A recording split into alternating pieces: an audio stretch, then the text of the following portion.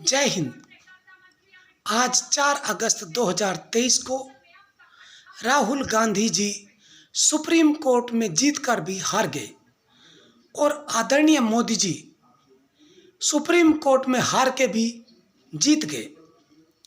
राहुल गांधी जी कैसे जीतकर भी हारे आपको बताता हूं। देशवासियों, कुछ समय पहले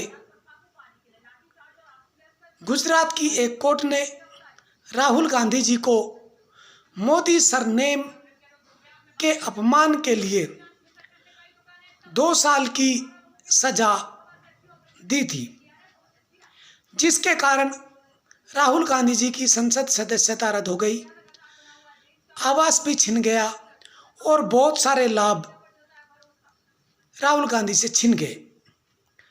और इस में कांग्रेस के अनुसार साजिश आदरणीय मोदी जी की थी, क्योंकि गाहे बगाहे आदरणीय मोदी जी ही राहुल गांधी जी को कभी पप्पू बोलते हैं, कभी कुछ बोलते हैं, कभी कुछ बोलते हैं, बेइज्जत करते रहते हैं। अब जब सुप्रीम कोर्ट ने राहुल गांधी जी की सदस्यता बहाल की, कांग्रेस में खुशी का माहौल है और भाजपा में मातम का माहौल है। लेकिन सच्चाई बात यह है कि आज राहुल गांधी जीतकर भी हार गए।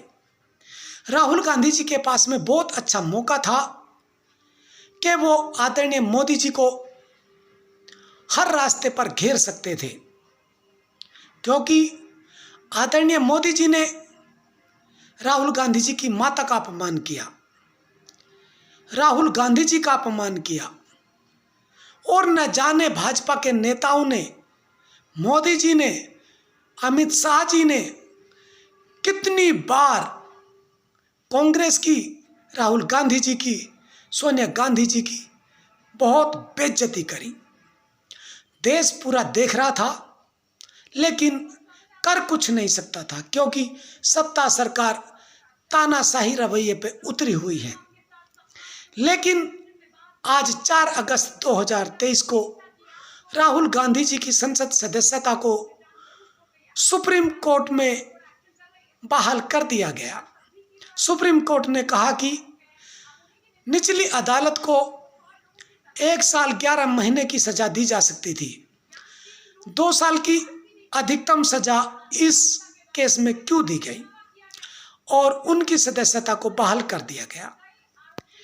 अब राहुल गांधी जी मोदी जी को किस प्रकार घेरेंगे, ये एक सवाल उठ गया। अगर राहुल गांधी जी को 2 साल की सजा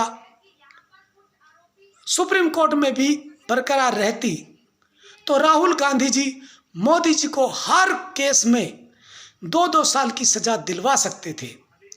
सोनिया गांधी जी हर केस में मोदी जी को 2-2 साल की सजा दिलवा सकते थे।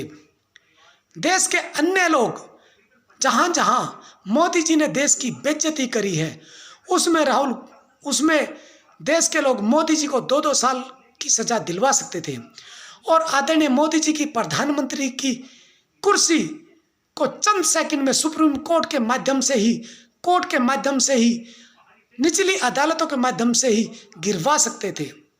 लेकिन आज राहुल गांधी जी सब चीजों में फेल हो गए, हार गए और आदरणीय मोदी जी जीत गए। बताना चाहूंगा, आदरणीय मोदी जी का मकसद कतई नहीं था कि राहुल गांधी जी को 2 साल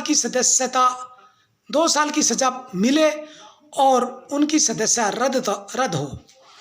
आदरणीय मोदी जी का तो मकसद जो था, आदरणीय मोदी जी ने उस मकसद को पूरा कर लिया।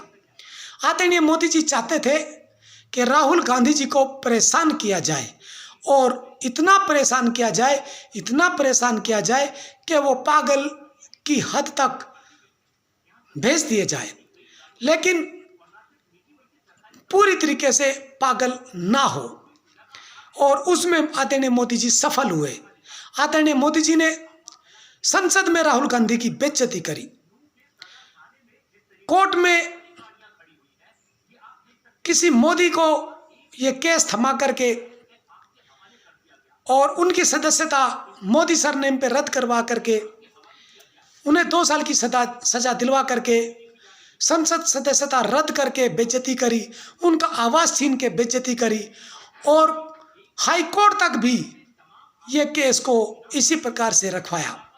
लेकिन अगर आदरणीय मोदी जी चाहते सुप्रीम कोर्ट में भी 2 साल की सजा रखवा सकते थे, लेकिन आदरणीय मोदी जी ने ऐसा नहीं किया, क्योंकि आदरणीय मोदी जी को भी अपनी कुर्सी की परवाह थी, अपनी कुर्सी का डर था, कहीं आदरणीय मोदी जी का प्रधानमंत्री पद भी चुटकियों में ना चला जाए।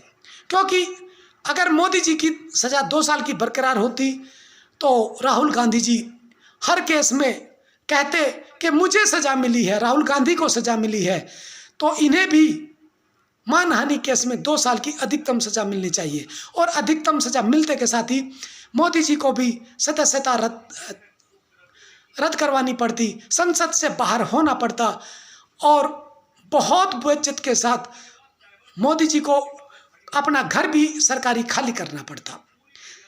देशवासियों, आदरणीय मोदी जी बहुत शातिर दिमाग के हैं, बहुत चालाक है। वो किस तरीके से कब क्या काम करते हैं तुम्हें और हमें तो कुछ पता ही नहीं। हम डाल तो वे पात है। देश की जनता 140 करोड़ देश की जनता मोदी जी के दिमाग के सामने बिल्कुल फेल है। मोदी जी को देश की 140 करोड़ की जनता भी कुछ नहीं बिगाड़ सकती, क्योंकि जब वोट पड़ेगी, मोदी जी ने कह दिया कि 2024 में तीसरी बार फिर प्रधानमंत्री बनेंगे। अब कोई ना कोई तो रास्ता निकालेंगे, चाहे तानाशाही हो, चाहे किसी प्रकार की हो, और आदरणीय मोदी जी 2023 में भी प्रधानमंत्री बनेंगे। आखिर में आदरणीय मोदी जी हार कर भी जीत गए और राहुल गांधी जी जीत कर भी हार गए। जय हिंद।